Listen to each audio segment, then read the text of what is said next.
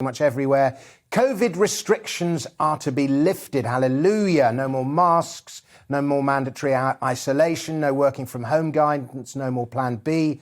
It is clearly to get the libertarian wing of the Conservative Party back on side. But hey, if it means Boris facing the sack every day of the week to get this kind of ruling, then bring it on. Sajila, what are your thoughts? Oh, OK. Yeah, I mean, obviously, I'm in agreement that it is a kind of pulling back exercise.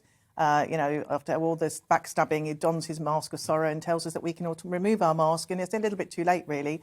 I think, he's basically dismissed the concerns of some of the health advisors saying that the requirements for face coverings would not be renewed next week. So he hasn't listened to them.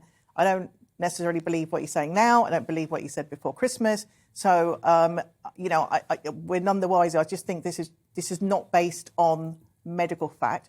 I'm still going to wear my mask only because I'm OCD and I don't really want anyone's germaloids around my person. Well, that's fair enough. Yeah. And I've always advocated a voluntarist approach to COVID-19, and I believe that results in the best outcomes. Well, Nick, I mean, it's often, as long as you get to the right destination, does it matter how you get there?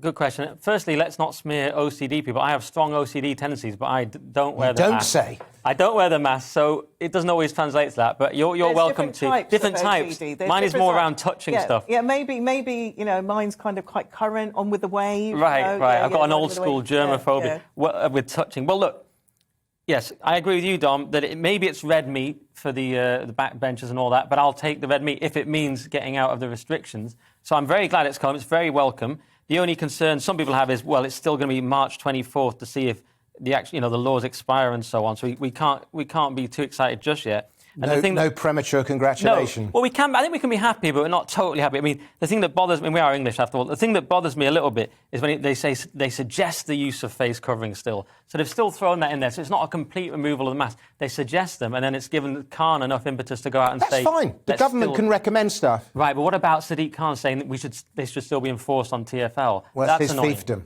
It is annoying, but it's his fiefdom. And, I agree. The only funny part to me was they said that...